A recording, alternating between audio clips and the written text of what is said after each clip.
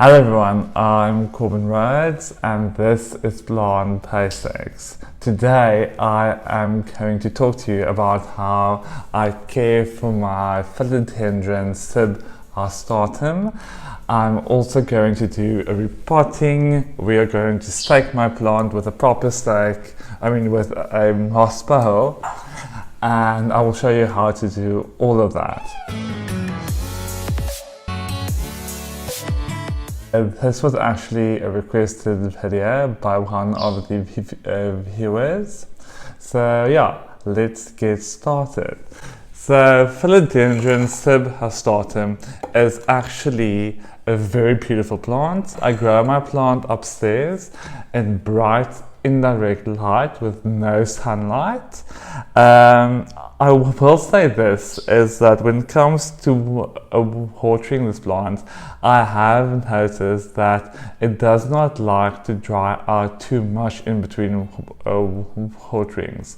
Generally I will tell people when it comes to philodendrons, you can, keep them on the drier side and they'll be fine. But I found with this plant is that it sulks quickly if it's too dry. Of course, you also don't want your plant to be too wet. So when and how you water your plant will depend entirely on your own growing conditions. But because this plant is upstairs and that room does get hot during the day, it does require more watering than if it had to be in a shadier location where it would be cooler. The other thing I haven't noticed really on this plant would be any pests. I've had it now for I think about almost 2 years and I've never really noticed any pests on it.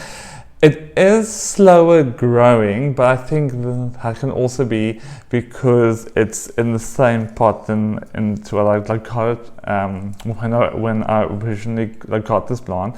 So it is pot bound. So hopefully now with the repot and the new stake, it'll speed up its growth. I would rate this as being a very easy to care for plant. With no real issues. The humidity I keep this plant in would be about 50%. There is a humidifier in that room, but it's like if I had to average it out, it would be about 50%. And I fertilize this plant with only organic fertilizers. So my tea I make from home castings. You can also buy it readily made. Something else you can also use is liquid kelp, and what was the other thing? Is the deodorized fish emulsion. Those are all great fertilizers for this plant. The media I'm potting it in is actually one I mixed up today, and I will put a link to that video up on the screen for you guys. And there is actually worm castings in that media, so it will have enough fertilizer for it to start off on. I haven't really seen other YouTube videos about this plant, so I wonder if it's not very common to find. If you know, please leave a comment. I would love to know what you guys have to say about this plant and about its availability. So let's start with the repotting. So I'm just going to take this out. As you can see, the roots have started to grow through the holes of the pot.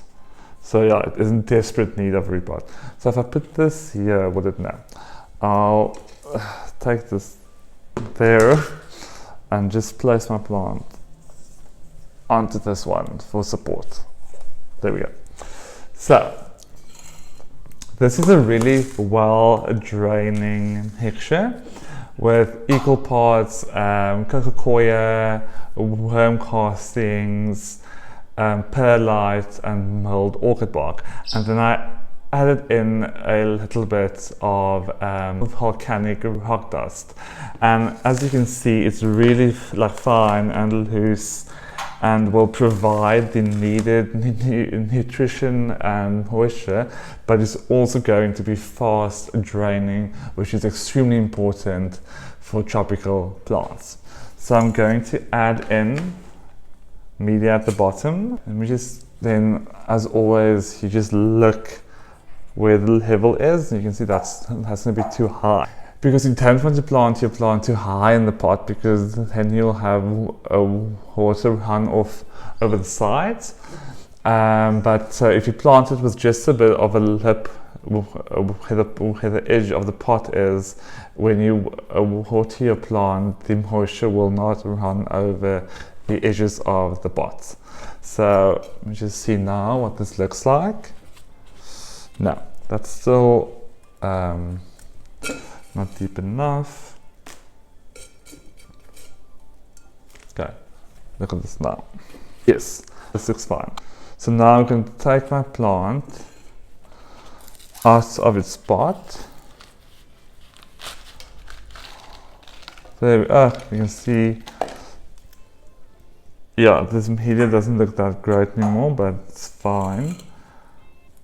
So I'm going to place my plant in the middle of the pot. I'm just going to keep this on the stake for now, so that it doesn't flop over as much whilst I fill in around with media. So now I'm filling in all around my plant with a growing media and trying to fill in any of the air pockets. And this part can always be a bit hissy. So I'm thinking I'm all done. I'm just going to brush off some media from the sides. Yeah, this plant looks nice and secure. Now the next thing is to put in the new stake, or master and stake. But now I just need to take off the old one quickly.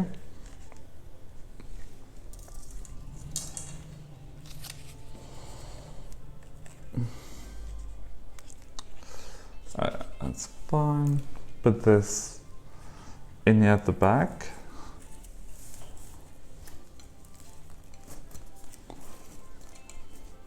Just push it up. There we go. And yeah, that seems to be secure, and I have some cable ties to help me to tie my plant to the pole.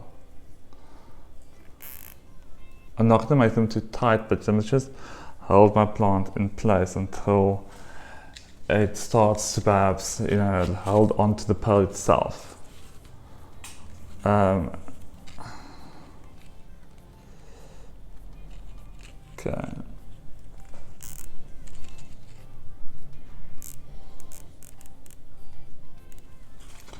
Not sure what I also want to do one at the bottom.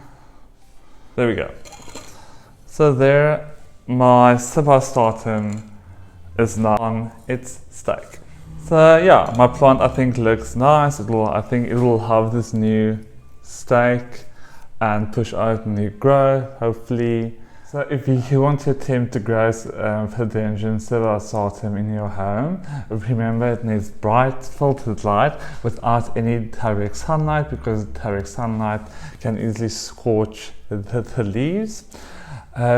Also remember to keep your plant nice and moist, but not too wet. So when and how you water your plant will depend entirely on your growing conditions, but aim for about once a week in summer, and perhaps really look at your watering routine during the colder winter months. These plants aren't too bothered when it comes to humidity, but aim to keep your plant at about 50%. That can also help to get your plant attached to a pole is to spray the pole itself and to keep the pole moist.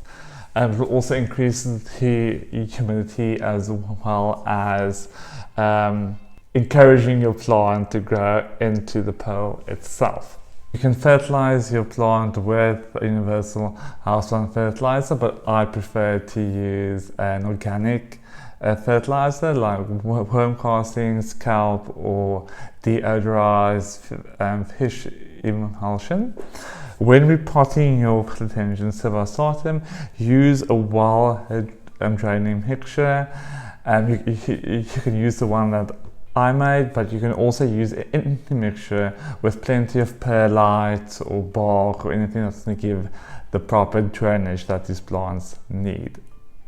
I haven't noticed any pests on my plant, but also it can't hurt to keep an eye out for any mealybug or scale or things like that. If you notice anything, spray your plant with surgical spirits, or you can also just apply a systemic insecticide. I hope that you guys have enjoyed this video of my Philodendron Sylvastatum care. If you did, please give it a thumbs up. If you have any questions, please leave them in the comment section below. And please subscribe to see more videos like these.